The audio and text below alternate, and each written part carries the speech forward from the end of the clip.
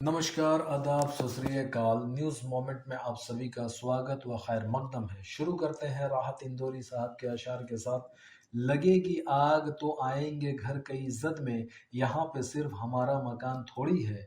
जो आज साहिब मसनद है कल नहीं होंगे, किराएदार है जाती मकान थोड़ी है। सभी का खून है शामिल यहाँ की मिट्टी में, किसी के बाप का हिंदुस्तान थोड़ी है। एक लड़का मेंटली डिसेबल है, दिल्ली में रहता है। कोई भी इंसान चाहे किसी भी धर्म व जाति का हो, इस लड़के को 10-20 रुपए देता है और अपना काम करवा लेता है। ये खुशी खुशी कर भी देता है। इस मेंटली डिसेबल्ड लड़के का नाम मोहम्मद इसरार है।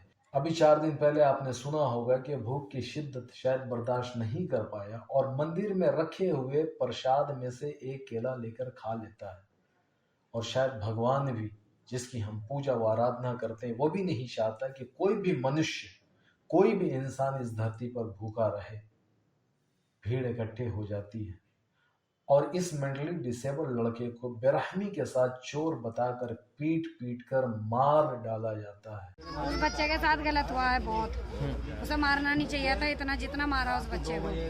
इनको इंसाफ मिलना चाहिए। उसमें जो है ये गणेश जी की जो मूर्ति वगैरह की जो पूजा वगैरह चल रही है, उसमें से उन्होंने कोई फल खाकर खाया, तो उन्होंने उसको बहुत बेदर्दी से मारा था।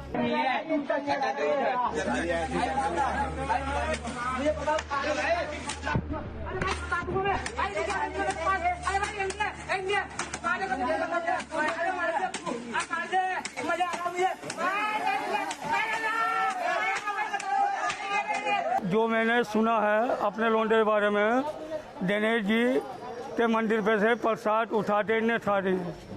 हमारे लौंडे ने प्रसाद उठाते थाई है और उसे पटला है। इन्होंने पटलने के बाद उसे चोरी का अंजाम लगाते इस खंभे से बांध दिया।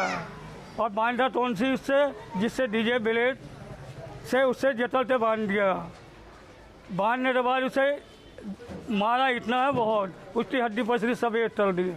हिंदू भाई लाते मंदिर पे से, मुझे भी देते थैली पे, तो मैं लेते उनके सामने था लेता हूँ प्रसाद।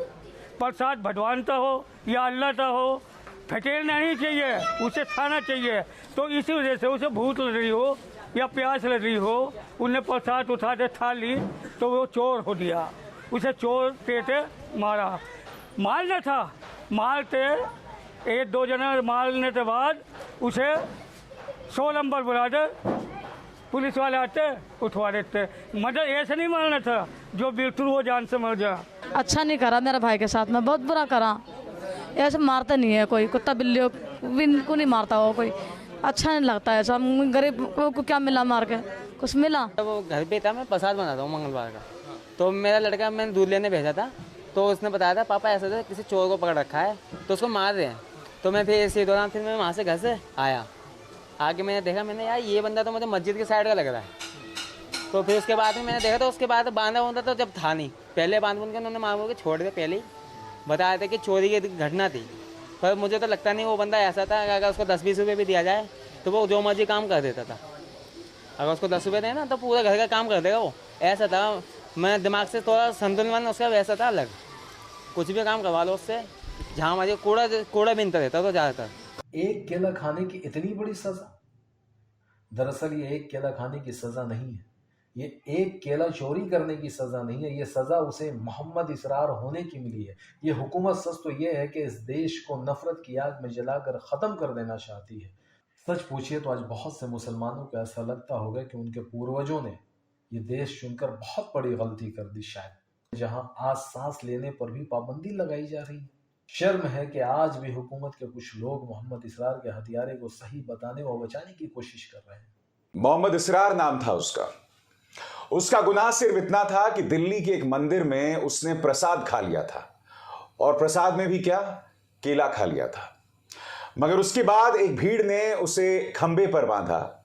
न सिर्फ खंबे पर बांधा, उसे बेरहमी से मारा और देर शाम तक मोहम्मद इसरार ने दम तोड़ दिया।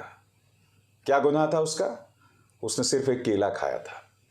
और आप जानते हैं मोहम्मद इसरार मेंटली डिस्टर्ब था, यानी कि मानसिक तौर पर वो ठीक नहीं था। जब भीड़ उसे मार रही थी तो उस पर आरोप चोरी का था, और जो व्यक्ति मानसिक तौर पर ठीक नहीं हो, जाहिर सी बात है वो अपनी बात कैसे रखेगा। मगर भीड़ ने सिर्फ केला खाने के लिए उसे एक पोल से बांधा और बेरहमी से मार मार के उसकी जान ले ली। मैंने अल जजीरा की एक रिपोर्ट देखी जिसमें एक हिंदू महिला कह रही थी, किसी ने नहीं मारा, वो तो यहां से ठीक ठाक गया था, शाम को कैसे मर गया हम कैसे जाने। यानी कि कुछ लोग हैं उस भीड़ से जो उसकी मौत पर तालियां बजा रहे हैं, उसे जायज ठहराने की वजह ढूंढ रहे हैं। मैं आपसे सवाल पूछना चाहता हूं, अगर कुछ लम्हों के लिए मैं मान लूं उसने चोरी भी की थी, तो क्या आप उसे खंबे से बांधेंगे और बेरहमी से मारेंगे जिसका नतीजा उसकी मौत है? उसने चोरी नहीं की थी दोस्तों, उसने बिल्कुल भी चोरी नहीं की थी। उसका गुनाह सिर्फ इतना था कि उसने एक मंदिर से एक केला ले लिया था। उसका गुनाह सिर्फ इतना था कि भीड़ को यह पता चल गया था कि वो एक मुसलमान है। वो मेंटली डिस्टर्ब ना भी होता तब भी शायद भीड़ उसे मारती। कितने गौर अशक के नाम पे दहशतगर्दों के हाथों मारे गए। वो मामला न गौर अशक का था, न ये मामला चोरी का है। अगर वो मामला गौर अशक का था तो आज ये मोदी हुकूमत खुद गाय का गोश्त बाहर देशों में एक्सपोर्ट कर रही है। उनसे किसी ने क्यों नहीं पूछा? बीजेपी के कई सांसद गाय का गोश्त खाते हैं, उन्हें क्यों नहीं पीटा गया? लेदर की बड़ी से बड़ी कंपनी हिंदुस्तान में ज्यादातर हिंदुओं की है, वो भी सवन हिंदुओं की, उन्हें क्यों नहीं आज तक पीटा गया? रही बात चोरी की, आज चोर कहां नहीं है। आए दिन देखा जाता है कि किस तरह पुलिस वाले रिश्वत लेकर इनोसेंट लोगों को फंसाते हैं, परेशान करते हैं। कमजोर पे एफआईआर होता है, जेल होती है, वही दबंग खुलेआम घूमते नजर आते हैं।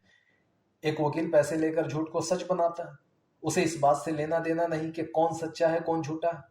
उसे तो सिर्फ इस बात से मतलब है कि उसे पैसे ज्यादा कौन देगा। सरकारी स्कूल के ज्यादातर टीचर सिर्फ स्कूल में सोकर वक्त गुजारते हैं और सरकार से तनख्वाह लेते रहते हैं।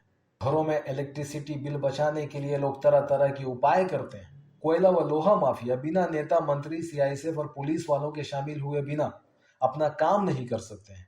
यहां तो लोग पूरा पूरा देश चोरी करके बेच दे रहे हैं, उनसे कोई पूछने वाला नहीं।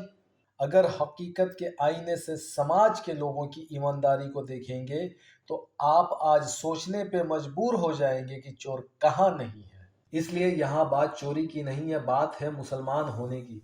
और हुकूमत भी खामोशी के साथ तमाशा देख रही है। एक मुसलमान के हाथ में हथियार हो तो वो आतंकवादी है।